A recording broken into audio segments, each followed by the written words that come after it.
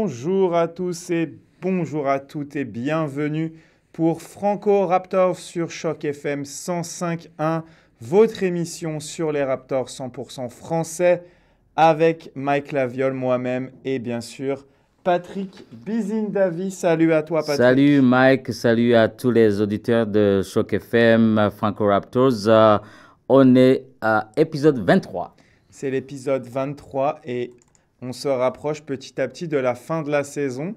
On était en train de regarder en préparant l'émission et il nous reste que 5 matchs à domicile. Ouais. Donc on va en profiter. Aujourd'hui, on va revenir sur les matchs de cette semaine.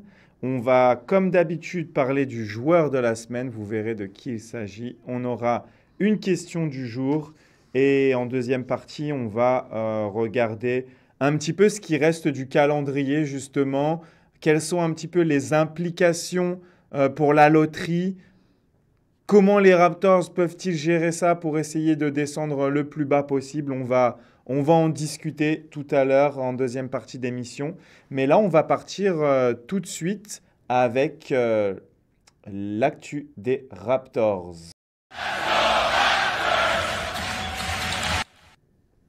L'actu des Raptors, c'est cette semaine qui s'est terminée avec une victoire contre Utah. C'était le match lors de notre dernier enregistrement. J'avais dit, je pense qu'ils vont gagner. Ben voilà, c'est la seule victoire de la semaine. Et 3 défaites qui ont suivi. Mais des défaites plutôt, 2 sur 3 sont plutôt intéressantes. On va revenir justement sur ces matchs-là. Commençons par cette rencontre face au Jazz. Victoire 118-126. Les Raptors qui ont suivi leur schéma habituel, Patrick, de faire jouer plutôt les titulaires disponibles, on va dire. Mais sur ce match-là, il y avait Barnes, il y avait Barrett, il y avait Quickley. Oui. Mais ensuite, sur le quatrième quart-temps, bien sûr, de faire jouer les remplaçants des remplaçants. Mais toujours en restant compétitif, puisque comme on pouvait l'imaginer, le Jazz a fait la même chose. Ils ont été sanctionnés, ils ont fait jouer Markkanen un petit peu par-ci par-là au début, mais ensuite on a bien eu le duel habituel maintenant entre les bancs et les Raptors qui se sont imposés parce que ça confirme une nouvelle fois que le bout du banc des Raptors est meilleur que le bout du banc des autres équipes qui tankent. Qu'est-ce que tu retiens toi de cette rencontre? Oui, c'était une rencontre où on avait prédit une victoire parce que c'est rare que les Raptors acceptent de perdre 2 matchs de suite contre la même équipe. Donc, Emmanuel Quickley, Barnes avec, je pense, 20 points chacun. C'était un bon match, mais on savait que de l'autre côté, le Jazz allait faire la même chose. Ils ont joué leur meilleur, je pense juste la première partie et puis c'était fini. Mais comme tu le dis, le banc des Raptors est tellement bon parce que depuis le début de la saison, ils ont mis en place avec les remplaçants qui jouent beaucoup et puis aussi donc les voyages va-et-vient au Raptors 905 de beaucoup d'entre eux. Donc ce match-là s'annonçait déjà comme un match que les Raptors voulaient gagner, mais des fois, on l'a vu dans le passé contre Washington, contre Orlando. Ils veulent perdre, ils mettent les remplaçants, mais les remplaçants sont tellement bons que finalement, ils gagnent le match. Je pense côté développement, les Raptors sont vraiment sur une bonne lancée. Et donc, victoire contre les Jazz. Et puis, c'était quand même un score, ils étaient devant de plusieurs points. Match pas très, très serré, comme on va le voir pour les matchs qui ont suivi où les Raptors ont perdu. C'est ça. Les matchs suivants, c'est notamment le match contre Portland. Là, par contre, un match plus serré. Malgré tout, ils ont perdu 102-105. Ça s'est joué dans la fin de match. Moi, je n'ai pas pu regarder cette rencontre.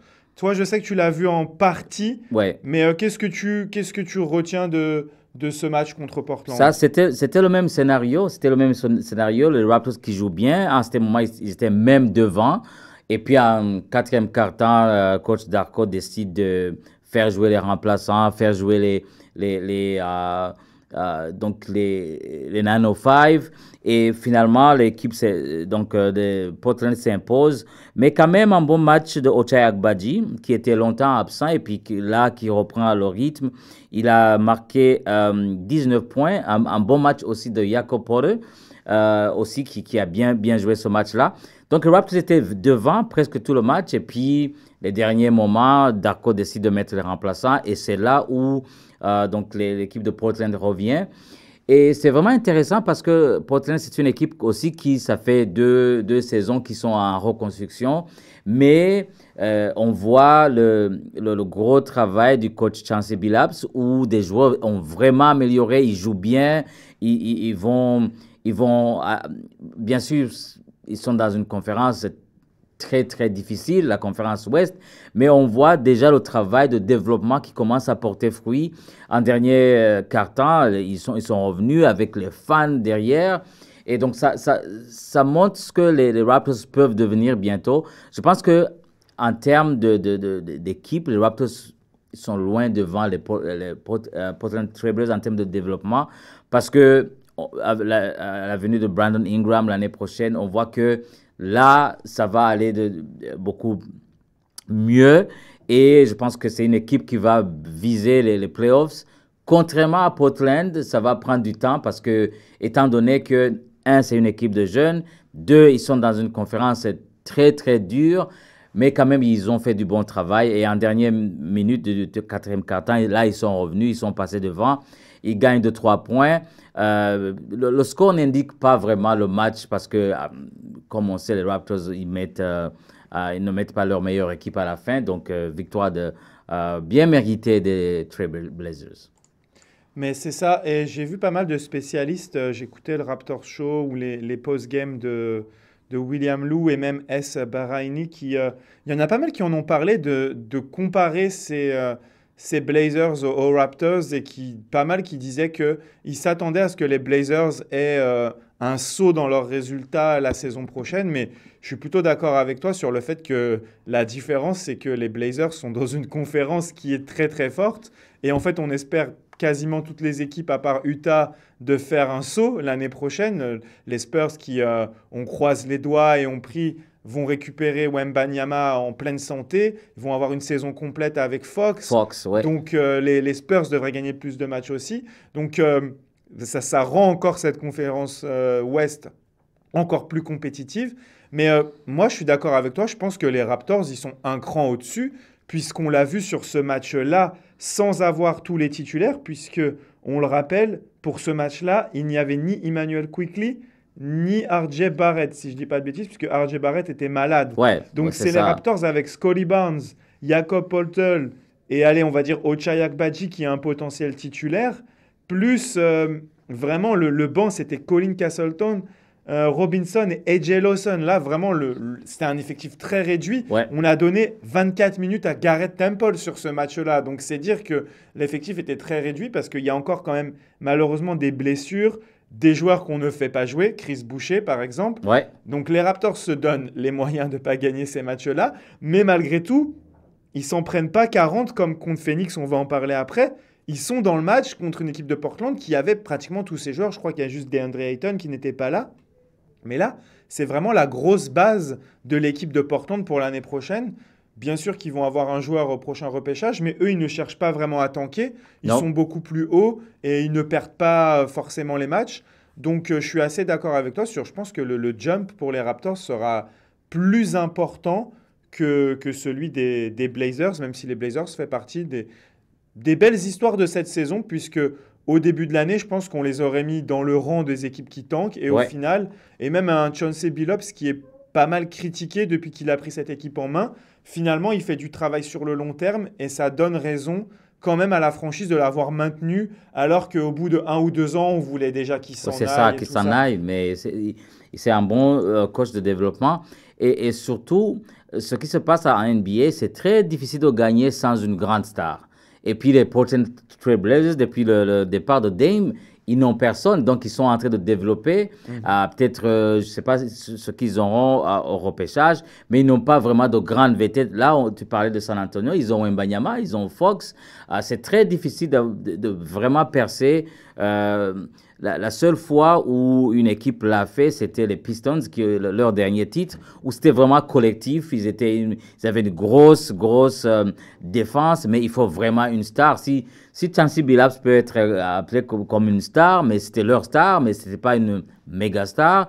Donc en NBA, il faut vraiment un Kawhi, il faut un LeBron James, il faut un Luka pour bien percer. Et eux, ils sont en train de former. Je ne sais pas s'ils auront peut-être des transferts.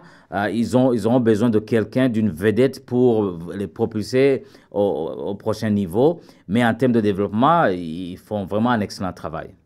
Mais justement, là où on peut les comparer avec les Raptors, c'est que nous, on a Scottie Barnes pour lequel on se demande encore s'il peut être ce franchise player. Est-ce que Ingram va passer un cap et justement devenir une superstar? C'est l'espoir, je pense, qui est dans l'esprit de Masai et Bobby. Mais d'un autre côté, en développant comme ça te donne l'opportunité d'avoir beaucoup de talent dans l'équipe, même s'il n'y a pas de superstar, et de pouvoir échanger une éventuelle superstar qui serait mécontente ou je ne sais quoi, ce qui arrive régulièrement. Il y a régulièrement une star qui demande un transfert pour des raisons X ou Y, et avoir la possibilité d'avoir plusieurs joueurs comme ça, jeunes, d'expérience, des jeunes joueurs, des joueurs d'expérience, mais qui ne sont pas des stars, ça te permet parfois de faire cet échange. Donc, ils sont un peu dans la même situation avec, comme tu l'as dit, les Raptors qui ont quand même une longueur d'avance, surtout avec le recrutement de Ingram. On en parlera tout à l'heure. Est-ce qu'on va voir Ingram ou pas sur le terrain cette année? C'est une bonne question, mais je garde ça pour la deuxième partie. On va passer au match suivant qui était tout sauf serré.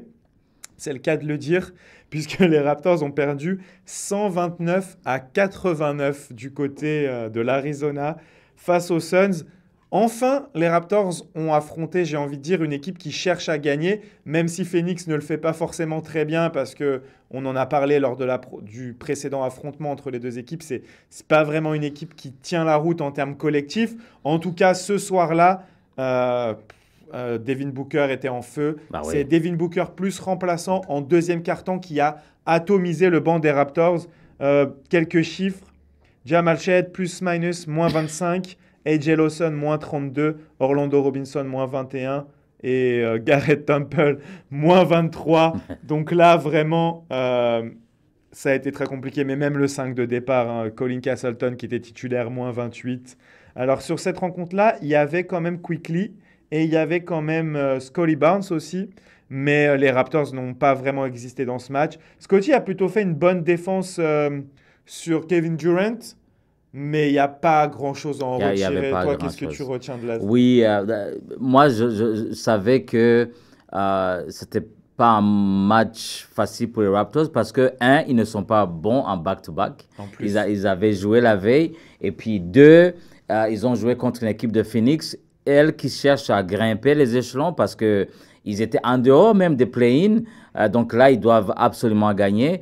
Et puis, le match était fini déjà. En deuxième quart-temps, c'était fini. Et puis Booker, comme tu l'as dit, il a explosé. Et puis, ils ont fait une grande différence alors que KD était sur le banc. C'est ça, il était sur le banc. Et puis, là, c'était fini. Je pense que Scottie Barnes a fait 16 points. Mais le match était fini déjà en deuxième quart-temps. Au troisième quart-temps, on savait que c'était déjà fini. Donc là, les Raptors ne cherchaient pas à gagner. Mais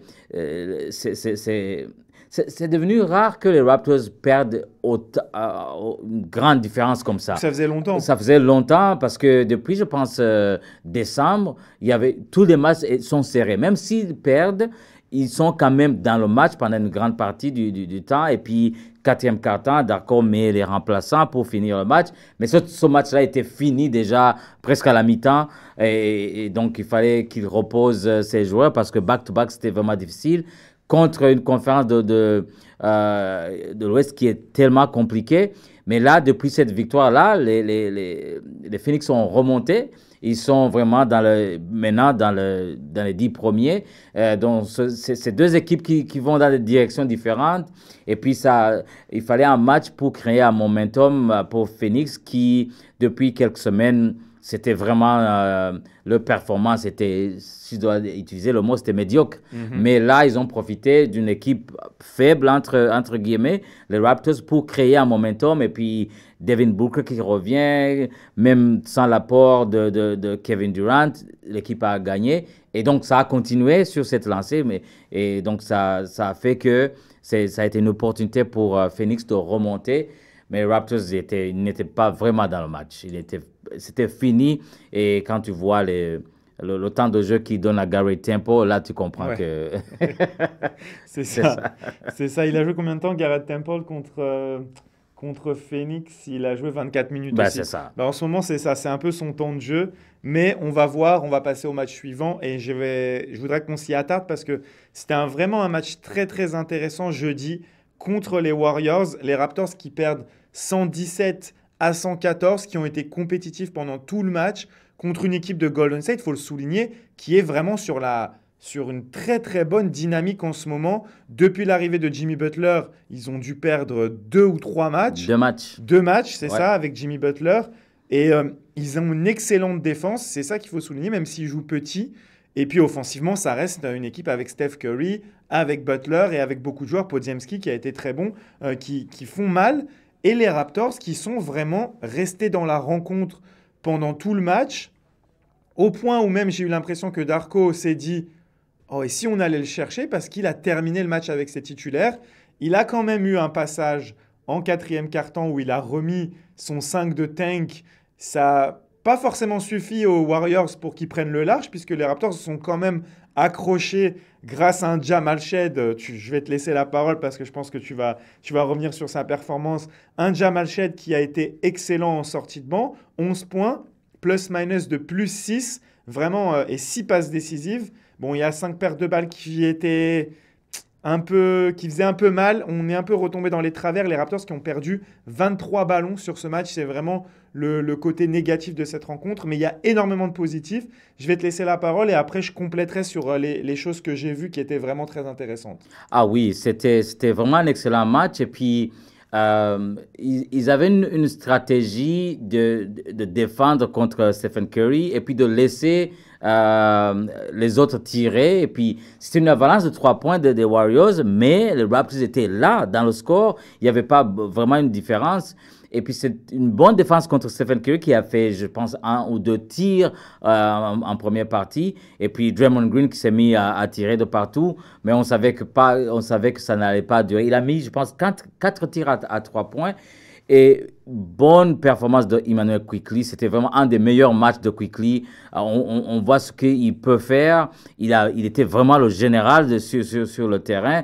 Et puis, énorme performance de Scottie Barnes. 29 points, 10 rebonds. Et Yak, ah là là, Yak, vraiment, il a bien défendu, il a mis des dunks. On sait qu'en début de saison, c'est ça que Darko lui disait, il faut faire des dunks. Mais Jamal Shead, il a mis des tirs à 3 points. Et là, je me suis dit, j'allais faire une blague quand je regardais le match. Est-ce que on doit attendre à ce que l'année prochaine, Jamal Shead soit dans le concours de dunk? Parce que c'était son 2e dunk cette saison.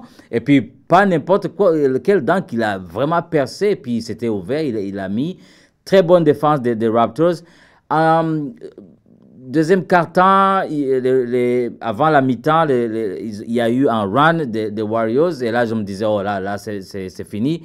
Mais après la pause, là, les Raptors sont revenus dans le match. Ils ont bien joué. Mais une partie du 4e quart-temps, là, Darko a mis l'équipe qu'il faut pour perdre. Mais malgré ça, ils sont revenus. Ils étaient dans le match. Mais je pense aussi avec la blessure de Stephen Curry, ça pas arrangé les Warriors. C'est sûr. Mais Scottie Barnes, il était excellent en défense et puis en attaque aussi. Mais la seule chose qui n'a pas arrangé les Raptors, c'était les pertes de balles. Il y avait énormément de pertes de balles en première partie surtout. Et là, ça a fait que quand tu perds une balle contre les Warriors, là c'est fini. C'est difficile de revenir. Donc, les Warriors qui sont en pleine forme depuis le retour de Jimmy Butler, qui a fini le match presque avec un triple-double. Mais sa défense, surtout en dernière minute du match, c'était le contre Jamal Shead. Ça a scellé le match. Même si le score montre une différence de 3 points, mais mais c'était difficile pour les Raptors de revenir. Donc, on voit une équipe des Warriors qui, Draymond Green a déclaré qu'ils vont être champions. Là, je ne suis pas certain, mais quand même, ils jouent un excellent basket. Et puis, les Raptors ont dû batailler jusqu'à la fin et ça montre ce que ça peut devenir. Parce que il n'y avait pas R.J. Barrett dans le match, il n'y avait pas Chris Boucher, il y a énormément de temps de jeu pour Bader et les jeunes aussi. Et là, c'était un match où on pouvait vraiment évaluer ce que les Raptors ont comme potentiel. Et je pense qu'on va parler de Bader plus tard, mais Jamal Shead, c'est vraiment là, les commentateurs disaient il faut voir si Jamal Shead ne sera pas dans le All-Rookie Team cette saison parce que après le départ de Mitchell à Miami, Jamal Shead a pris sa place et défensivement, il est excellent. En attaque, il met les tirs. Là, il se met à dunker. Donc, en tout cas, belle performance des Raptors hier, malgré la défaite. Moi, je voulais qu'il gagne. Toi, tu ne voulais pas. Donc, tu as eu gain de cause ce match-là. Je vais compléter ce que tu disais parce que je suis totalement d'accord avec toi. C'était un aperçu de ce qu'on peut voir à l'avenir et c'est typiquement la manière dont je veux voir Scottie Barnes jouer. Hier, il n'a pas, avant-hier, puisqu'on vous écoutez cette émission samedi, il n'a pas pris trop de tirs de loin. Il a été agressif vers le cercle. Il y avait un avantage physique pour les Raptors. Ils l'ont très bien utilisé. Même si Butler est un bon défenseur, on voyait Scottie qui allait le post-up, qui marquait sur lui. Quand il était en post-up sur un joueur plus petit, il n'a pas fait des fade-away, il n'a pas fait des shoots à reculons. Il est allé vers le cercle. Et comme on disait, il faut que ce shoot à reculons, ce soit un contre, ce soit un counter, comme ils disent en anglais, et pas une habitude qu'ils prennent. C'est très bien. Il a mis ses tirs à mi-distance. Et comme il a pris du rythme, eh ben, il a fait 1 sur 2 à 3 points. C'est largement suffisant. Il est allé chercher des lancers francs. Il termine avec 29 points à 11 sur 16 au tir, 1 sur 2 à 3 points, 8 lancers francs tentés, 6 sur 8. C'est une ligne offensive pour moi qui est parfaite. C'est ce que je veux voir Scottie Barnes faire. Je ne dis pas que je veux qu'il mette 29 points à chaque match, mais c'est ce que je veux le voir faire. Je veux qu'il soit agressif comme ça. Peu importe l'adversaire parce qu'il a des outils physiques qui sont sensationnels. Sur la fin de match, là, il prend un ballon, il a un adversaire au-dessus de lui, c'était Kuminga, il lui a dunké par-dessus. Il lui est passé par-dessus, littéralement. Et tu as envie de le voir faire plus souvent ça. En fait, il a vraiment les attributs athlétiques pour le faire. Ensuite, il a été présent au rebond. 10 rebonds, c'est très bien. Et 6 passes décisives, c'est parfait également. Les 3 pertes de balles, ça va si tu fais en comparaison à Quickley qui en perd 5. Ou encore Jamal Shead. Ça a réglé pour les meneurs, mais on en a déjà parlé. Mais voilà, c'est vraiment le match de Scottie Barnes qu'on a envie de voir qui se répète même sur la fin de saison là, et sur les prochaines années, parce que je pense que ce jeu-là est complémentaire de Brandon Ingram qui sera plus au périmètre et à mi-distance. Il a pris quelques tirs à mi-distance, mais c'est des tirs qui sont créés par le système où il se retrouve seul en tête de raquette, ou ça, c'est pas un problème. Donc voilà, par rapport à Scottie Barnes. Oui, si je peux ajouter quelque chose par rapport à Scottie Barnes, je pense que quand on parle de développement, c'est le développement pour tout le monde. Moi, j'ai l'impression que cette année, le coach lui a dit, vas-y, et c'est tout. Ouais, c'est ce qu'on a dit dans la dernière émission. Et c'est tout, et c'est les 3 points, et c'est tout ce que tu peux faire. Mais l'année prochaine, je pense qu'il aura trouvé 1, 2, maximum 3 mouvements qu'il va utiliser. Et quand hier, c'était justement, on a eu l'idée de ce que peut devenir Scottie quand il est agressif, quand il attaque l'anneau. Et justement, ce que tu viens de dire, l'avantage physique, il n'y a aucun défenseur qui peut le prendre parce que physiquement, il est imposable. Et puis, s'il y a un défenseur qui est plus grand, il peut sortir. Et donc là, je pense que vers la fin de la saison, on va voir ce que Scottie Barnes peut devenir quand il va décider de prendre 1, 2, 3 moves au maximum qui marchent pour lui. Et on sait que pendant la mi-saison, pendant l'été, il travaille beaucoup sur son match. Donc, on aura une autre image de Scottie Barnes l'année prochaine quand il aura les 3 moves dont il aura besoin pour gagner. Et puis, si on a besoin d'un panier rapide, là, Ingram sera là. Et puis, avec le développement de RJ, on aura beaucoup d'armes contre des équipes. Donc, moi, je suis vraiment optimiste par rapport à ce que peut devenir Scottie Barnes, justement avec quelqu'un comme Brandon Ingram à ses côtés. En tout cas, j'ai hâte vraiment que la saison prochaine commence. Ouais, je suis d'accord avec toi. Et pour finir, je voulais t'en as parlé un petit peu, mais je voulais vraiment revenir sur le match de Jakob Poeltl qui, tu l'as dit, vraiment il est agressif depuis quelques temps là. Et vraiment, je trouve, il a augmenté encore son niveau par rapport au début de la saison. Il finit pas mal de choses en force. On l'avait vu, je ne sais plus c'était quel match, où il est parti le match où il met son tir à 3 points là sur la première possession. C'est contre Portland, je pense. Ouais, et ensuite, il a une contre-attaque où il part en dribble, il fait coast to coast et il finit en dunk. Et ça, c'est vraiment important, je trouve, parce que Yak, c'est pas un joueur qui n'a pas de qualité athlétique. Bon, c'est pas un monstre athlétique comme beaucoup de pivots, mais c'est pas, je sais pas à qui le comparer, c'est pas Marc Gasol par exemple. Marc Gasol qui jouait tout sur la technique. Quand même, Yak, c'est un centre de 7 pieds 1, de 2 mètres 15 par là, qui a une vivacité, une agilité et qui saute quand même. Une finesse aussi. Une finesse. Mais des fois, on a envie qu'il finisse en force et il l'a bien fait sur ce match-là. Il a fait les deux parce que cette image, à un moment, il y a un pick and roll ou je sais plus, et il y a une passe qui est un petit peu trop loin. Il y a un joueur qui va pour l'intercepter, il l'attrape comme ça devant le joueur et après il finit tout en finesse. Et honnêtement, ouais, là il est en train de et défensivement, tu l'as dit aussi. Je trouve qu'il est plus agressif. Il est parti. Il y a un contre qui a été sifflé faute, mais où un joueur qui partait au dunk, il est allé, il l'a contré. Et là, il était bon en second rideau sur Jimmy Butler notamment, même si Jimmy Butler est très fort pour finir au contact. On a l'impression qu'il reste en l'air alors que le pivot est en train de redescendre. Il est vraiment exceptionnel à ce niveau-là. Mais Yak a vraiment fait son travail et c'est vraiment prometteur pour la suite. Et je trouve qu'il n'y a plus de problème de spacing avec Yak. Ils arrivent vraiment à le trouver dans le jeu de passe. Il est au bon endroit, au bon moment. Les lignes de pénétration ne sont pas encombrées par Poeltl. Donc, je trouve que c'est vraiment très, très positif ce qu'on voit malgré tout, tu vois. Parce que j'en parlais avec des fans sur notre groupe Twitter.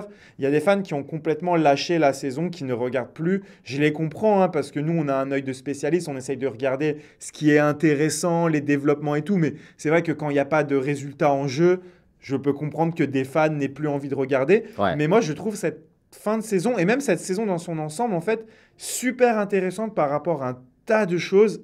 Et le développement de Jakob Poeltl qui continue de se développer, c'en est une.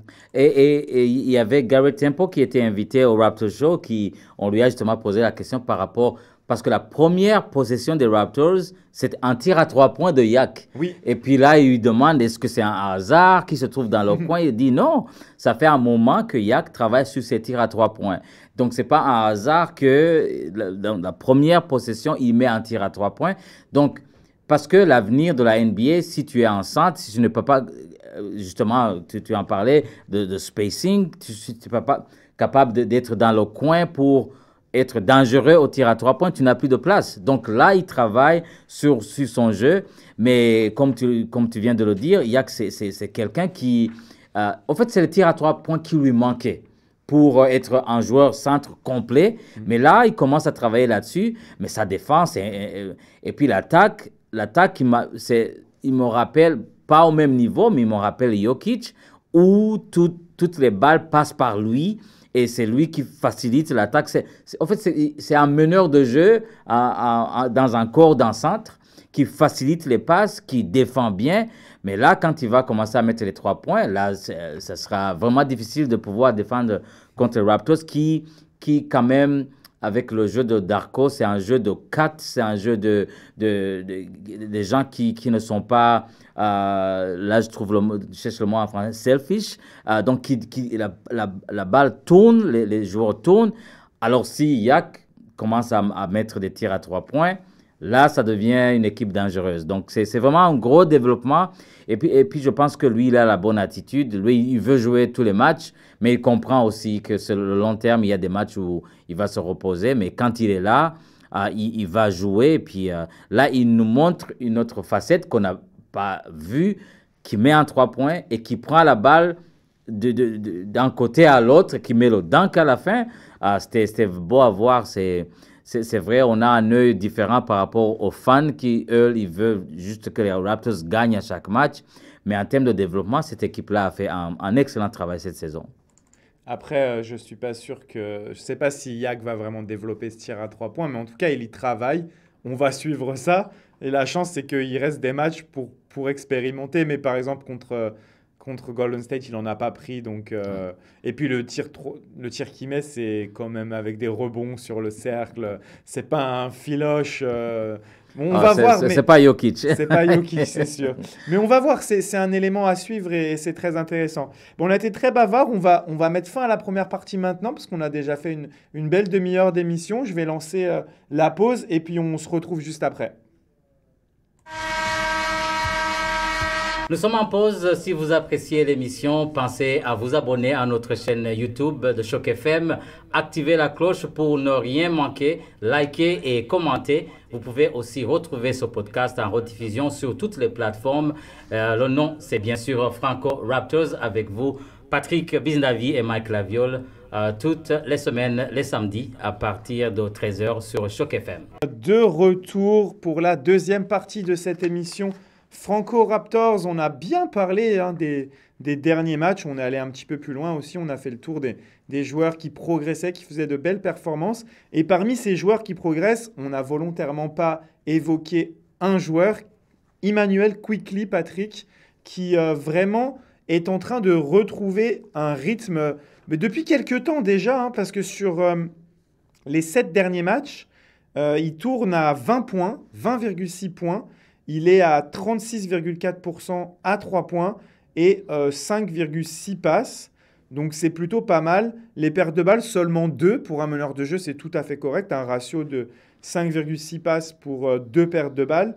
Et sur la saison, bien sûr, c'est à pondérer, bien sûr, puisqu'il a été beaucoup blessé. Il a joué que 28 matchs. Il tourne à 17,3 points. Donc, c'est un petit peu moins que sa saison dernière. C'est 38 matchs avec les Raptors. Il fait un peu moins de passes aussi. Il est un peu en dessous, en tout cas, de ce qu'il a produit sur 2023-2024.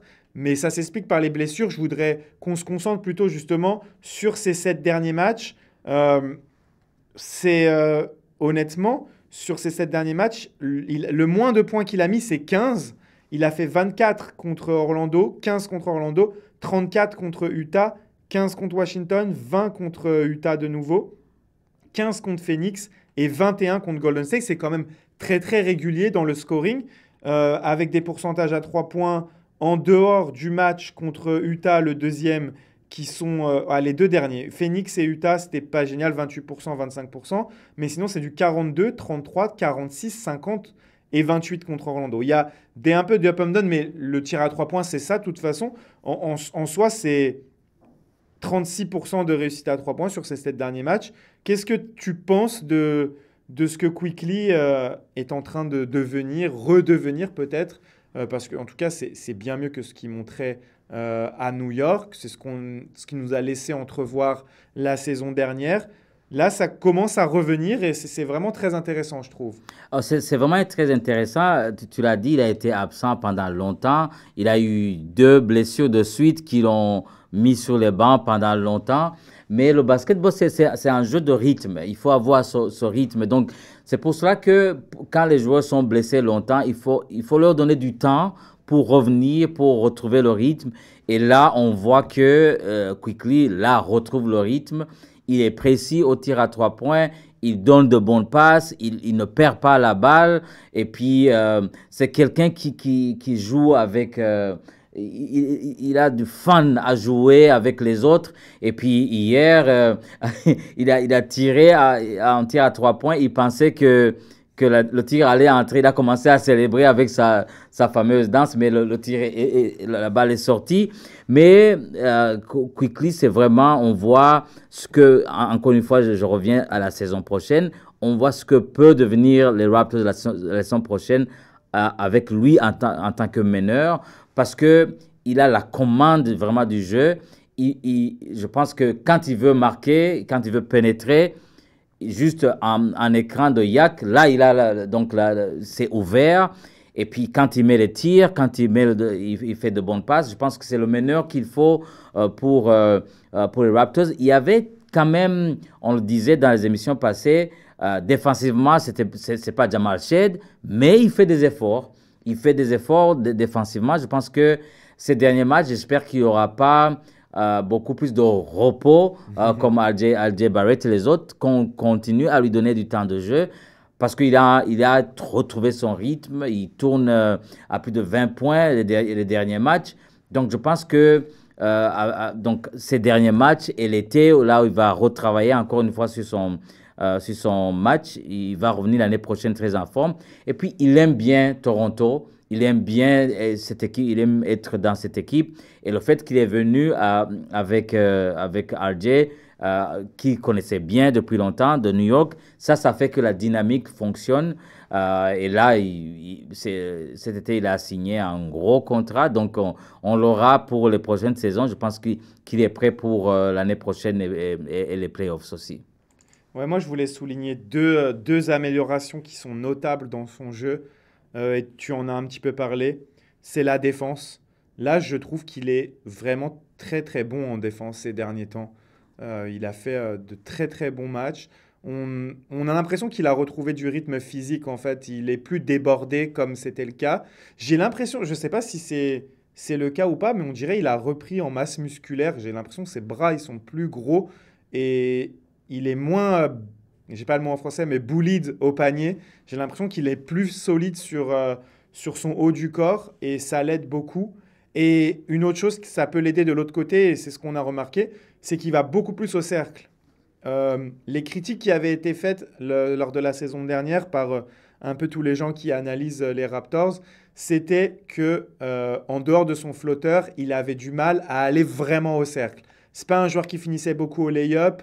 Il était surtout flotteur parce que justement on disait il avait des limites athlétiques qui faisaient que c'est pas Maxi par exemple. Il n'a pas cette dragster là, mais je trouve que ces derniers temps il y va beaucoup plus. Il a retrouvé son flotteur. Du coup, ça lui apporte une variété dans ses drives. Il est capable d'aller au cercle, il est capable de faire le flotteur s'il y a un big.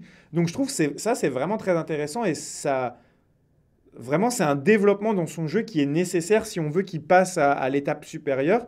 Et puis, l'avantage, c'est que c'est un joueur qui n'a pas forcément besoin de toujours avoir la balle en main.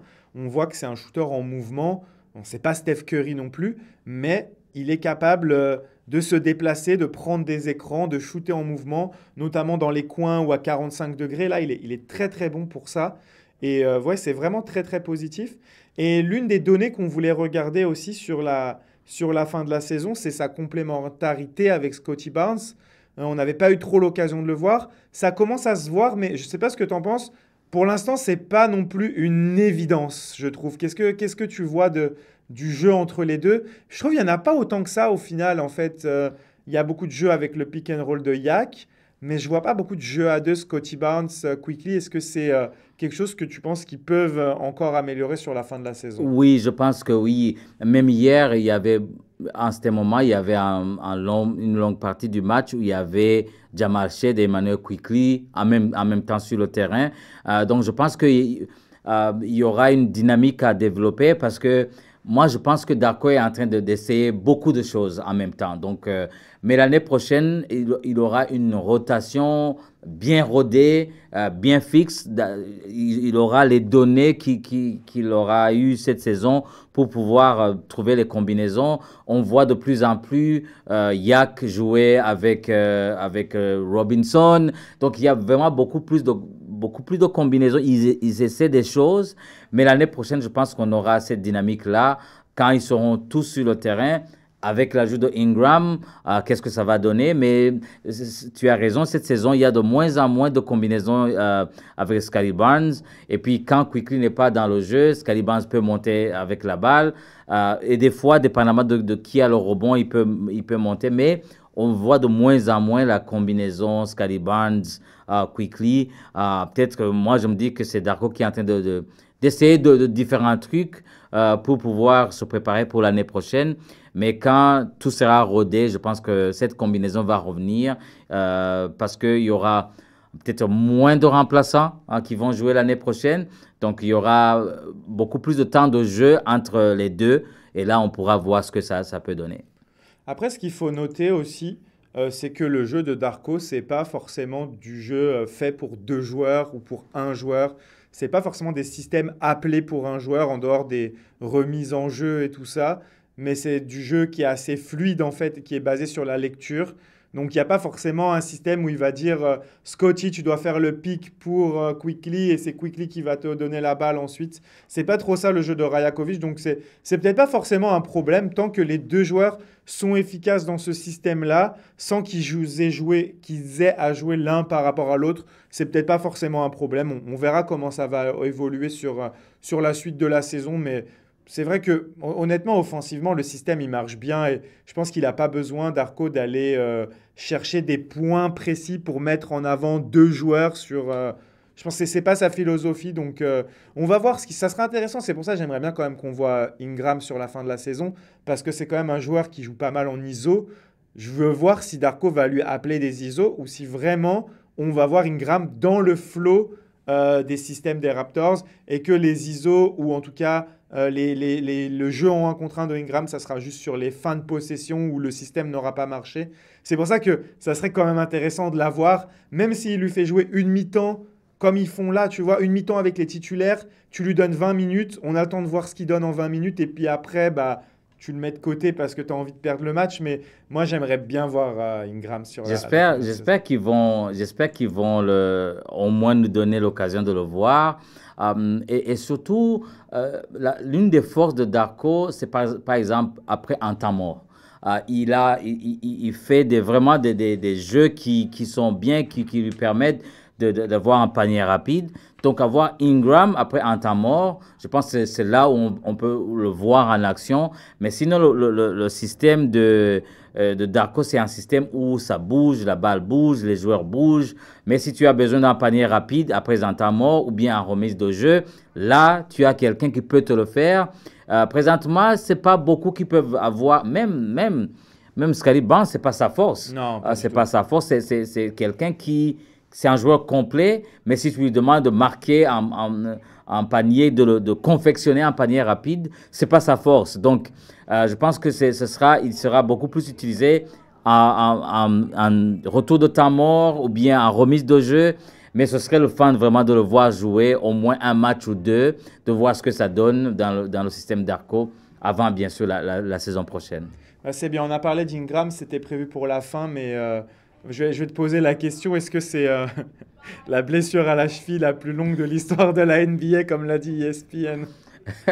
C'est ça, ESPN, après, quand les Utah Jazz ont écopé de grosses amendes de ne pas faire jouer ces vedettes, là, la question des Raptors est revenue où justement les journalistes de ESPN disaient que la blessure de Ingram, c'est la blessure la plus longue de la saison parce que c'était pour dire il peut jouer. Il est prêt à jouer, mais les Raptors décident de ne pas donc forcer son retour parce que pour les raisons qu'on connaît, ils ne veulent pas gagner.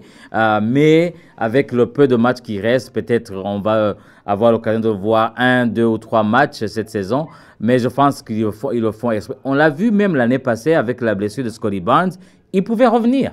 Il pouvait revenir, mais ils ont décidé de ne pas le faire jouer tout le reste de la saison parce qu'ils ne voulaient pas gagner. Et donc, je pense que c'est le même cas de Ingram. Mais comment vérifier ça? On ne sait pas. Donc, on n'est pas des médecins. Mais les gens autour de la NBA commencent à dire oui, c'est le temps que Ingram revienne. Parce que ça fait longtemps qu'il n'a pas joué, même pour les Pélicans. Alors pour les Raptors, là, ils prennent vraiment leur temps. Oui, il n'a pas joué depuis le mois de décembre. Ouais. Passons à la question du jour et peut-être qu'on en restera là parce que le temps a vraiment filé rapidement. Je voulais parler de Jamison Battle qui vraiment fait des belles performances ces derniers temps. Il a fait 2 matchs de suite à 14 points. Il tourne à 40,7% à 3 points en NBA, 6,3 points par match. Le reste, c'est pas forcément très significatif, 85% au lancer franc. En G-League, non, je me suis trompé, ça, c'était les stats de la G-League. Ouais. Non, regular season average. Je me perds tout seul. Oui, ça, c'est ces stats de la saison régulière sur toute la saison régulière. Et depuis 7 matchs, il tourne à 10,3 points Son pourcentage a un peu baissé, il est à 37%, mais c'est parce qu'il prend un plus gros volume. Il tourne à 7,4 tirs à 3 points tentés, en comparaison à 3,9 sur la saison de manière générale. Et en G-League, des stats folles. En G-League, il tourne À plus de 50%. à plus de 50% Ouais. sur la saison régulière et à 44,8 si on prend le petit tournoi en début de saison. Ma question, c'était, est-ce que en étant seulement un shooter élite, Jamison Battle a un avenir dans cette équipe ou de manière générale dans la NBA? Je pense que il répond à un besoin pour les Raptors parce que la saison dernière, la saison d'avant, l'une des faiblesses des Raptors, c'était le tir à 3 points. Et c'est une des raisons qui a fait qu'ils ont amené Grady Dick parce qu'il était le spécialiste shooter, mais Grady Dick aussi a montré d'autres facettes de son jeu. Mais pendant l'absence de Grady Dick, là, on n'a vraiment pas de shooter carrément. Donc là, Jamison Battle a sa place. Et donc, lui, c'est vraiment un spécialiste. Et des fois, la NBA fait que on a besoin de spécialistes. Et lui, sa spécialité, c'est les tirs à 3 points. Et dans le système de Darko, ça a sa place parce que la balle tourne. Et là, quand la balle tourne, il va avoir des opportunités. Et lui, je pense que sa spécialité, c'est qu'il ne crée pas les shoots.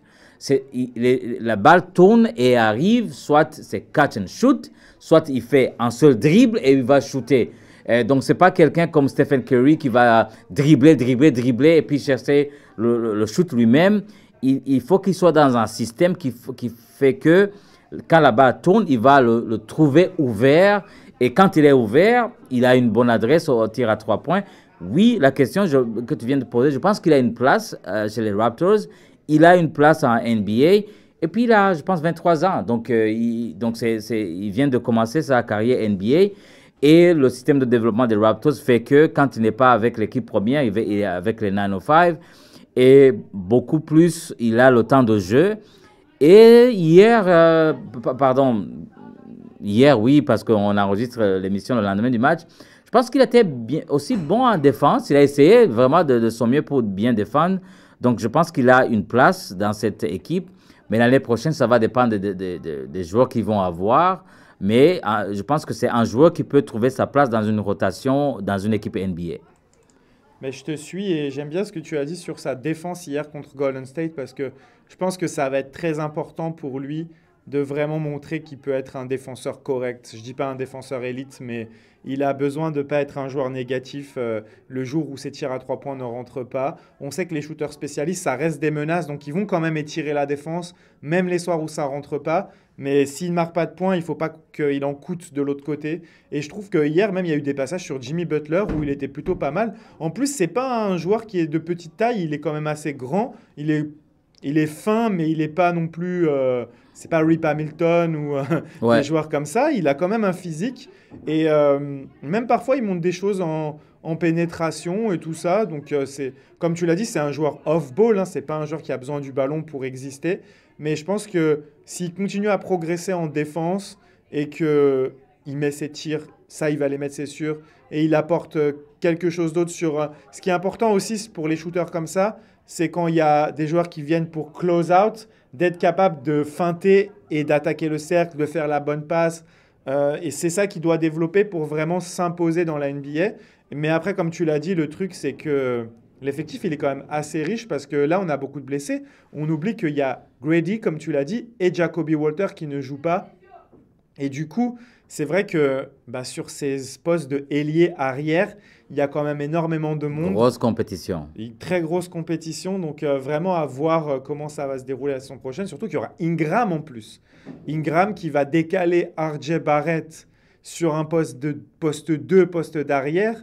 Donc, ça va vraiment être bouché. Pas Chris Boucher, hein, ça va être Boucher mais ouais, c'est compliqué quand même à voir comment... Mais les Raptors en ont besoin, c'est vrai. Hein. Ça va être très intéressant, mais on va laisser ça pour la saison prochaine. On va voir comment ça va se passer pour lui. Mais en tout cas, très belle histoire parce qu'on rappelle, au camp d'entraînement des Raptors, il avait seulement un contrat Exhibit 10. Ouais. Il a réussi à se faire sa place. Il a obtenu un two-way. On ne s'attendait pas à ce qu'il reste avec les Raptors. Si on se partait au début du camp d'entraînement, on ne savait pas qui était Jamison Battle. Et petit à petit, il a obtenu le two-way et maintenant il a un contrat régulier. Donc il n'est pas garanti, hein. J'ai entendu Blake Murphy qui le disait, c'est pas un contrat garanti pour la saison prochaine. Je crois que c'est toujours les histoires où si tu arrives à make the team après le C'est training ça. camp, là ton contrat est garanti. Mais en tout cas, c'est une très belle histoire et on a hâte de voir la suite pour Jamison Battle, que ce soit avec les Raptors ou pas d'ailleurs. On verra ce qu'il en sera pour lui. Comme tu dis, il y a une draft qui arrive, des repêchages et peut-être qu'ils prendront des joueurs sur ces postes-là encore. Donc ça s'annonce. En tout cas, c'est bien. Darko aura l'embarras du choix dans son effectif. Donc Ouais, c'est un bon problème à avoir. C'est exactement, sûr. c'est Ouais, un ouais. problème de riche, comme on dit. Ouais. On a 10 minutes, on a un peu moins de 10 minutes. On va faire rapidement le tour du calendrier et surtout des pourcentages pour la loterie, voir à quel point c'est important que les Raptors finissent cinquième pire bilan et pas septième. Mais ça va être compliqué de le faire, on va le regarder dans un instant. Le cinquième pire bilan, c'est en ce moment Brooklyn. Il a 10,5% de chance d'avoir le 1, le 2, le 3 ou le 4. Donc ça donne quand même 40% de chance d'être dans le top 4 du repêchage. Et surtout, aussi, bon après c'est 26% d'avoir le numéro 7. Mais entre 26% et 40% d'avoir un top 4, je trouve que c'est quand même très positif. En étant septième pire bilan, ça se gâte pour les Raptors qui n'auraient plus que 7,5 pour le 1, 7,8 pour le 2, 8,1 et 8,5 pour le 4. Donc là, si on fait une moyenne, on va dire que c'est 8% pour chaque. Ça fait plus que 32% d'avoir un top 4. Tu me diras, entre 32 et 40, c'est pas non plus énorme. Il y a quand même des chances d'avoir un top 4. Mais la grosse différence, c'est que quand tu termines septième pire bilan, tu peux avoir un choix jusqu'au dixième. Tu as quand même 1,3% de chance d'avoir le dixième, tandis que quand tu finis cinquième pire bilan, tu as 0,6% d'avoir le 9. Donc les grandes chances, c'est entre 1 et 8. Et c'est ça qui fait une grande différence, en fait, malgré tout. Et c'est S qui l'expliquait très bien dans un retour de match. C'est que, en fait, les front office qui voient dans le fait de finir plus bas, c'est pas le meilleur scénario pour avoir le numéro 1, mais c'est ton pire scénario qui, plus tu finis haut dans le classement, plus ton pire scénario, il peut être pire en fait. Mhm. C'est que, regarde, si après les Raptors finissent 8e pire bilan, ils peuvent avoir le 10e choix à 6,8% de chance. Donc c'est vraiment ça qui est important à souligner. Et voilà pourquoi les Raptors ne cherchent pas à gagner. Ça va être très difficile d'aller chercher New Orleans, mais si tu attrapes New Orleans, tu avais 12 plus 11 plus 11, quasiment 45% de chance d'avoir, même plus, 48% de chance. Donc c'est ça. C'est vraiment ça l'enjeu. Et en plus, quand tu finis quatrième pire bilan, tu as 25% d'avoir le sixième choix. Donc c'est vraiment... Je vous mettrai le tableau dans la version vidéo. Vous pourrez voir ce que je suis en train de décrire. Et c'est vrai que pour Toronto, ça serait vraiment bien d'aller chercher ce cinquième pire bilan qui est actuellement occupé par Brooklyn. Mais on va justement regarder le calendrier. Parce qu'en fait, ce qu'il faut noter dans le calendrier, c'est qu'il y a seulement 2 matchs contre des équipes qui essayent vraiment de gagner. Il y a un match contre Chicago, maintenant on peut les mettre dans cette catégorie-là, Ouais. puisqu'ils sont dans le play-in, et un match contre Détroit. Et c'est tout. Le reste, c'est que des équipes qui soit sont très bas dans le tank, qui sont des adversaires directs. Dans ce cas-là, il y en a 6 sur les 12 qui sont classés en dessous des Raptors, et 7 matchs sur 12 qui sont à l'extérieur. Les autres équipes, c'est San Antonio, c'est Portland, Ouais. même si Portland sont plutôt sérieux, ils essaient de gagner. C'est Dallas, Dallas, qui ouais. ne peut pas vraiment descendre beaucoup plus bas, mais qui ne cherche plus vraiment à gagner non plus. J'afficherai également le calendrier, mais je vais le dire rapidement. Les Raptors vont recevoir San Antonio, se déplacer à Washington, Brooklyn, recevoir Charlotte, se déplacer à Philadelphie, à Chicago, recevoir Portland et Détroit, se déplacer de nouveau à Brooklyn, recevoir Charlotte et aller à Dallas et à San Antonio. Comment tu vois, toi, cette fin de saison qui, l'objectif est de perdre, mais le problème, c'est que, comme je l'ai dit, la moitié des matchs, c'est contre des équipes dont l'objectif est également de perdre et de rester en dessous des Raptors. Donc, ça s'annonce quand même compliqué d'aller plus bas, en fait. Bah, je pense que là, on va s'attendre à ce qu'il y a beaucoup plus de repos des stars. Là, il y a par exemple RJ qui manque, mais il y a Quickly et Barnes. Mais il ne faut pas qu'on soit surpris que RJ, Quickly et Barnes ne jouent pas dans un des matchs en même temps parce que, comme on l'a dit en début d'émission, même si on fait jouer les remplaçants des Raptors sont souvent plus forts que les remplaçants d'autres équipes. Donc, ils vont vraiment pouvoir... ils vont être ingénieux, être créatifs pour pouvoir perdre. Mais justement, je suis en train de voir San Antonio depuis les blessures de Wembanyama et de Fox. Il y a même moyen de battre les Spurs, mais il faudra vraiment que Darko, soit il fait comme fait Utah, il joue ses stars pendant un quart temps et puis tout le monde va s'asseoir. Parce que quand je vois Brooklyn, Charlotte, et puis même Philadelphie, c'est pas évident, leur fin de saison. Donc là, vraiment, il faudra que Darko puisse trouver un autre moyen de perdre les matchs. Mais pour revenir à la loterie, il peut y avoir des surprises. Moi, quand les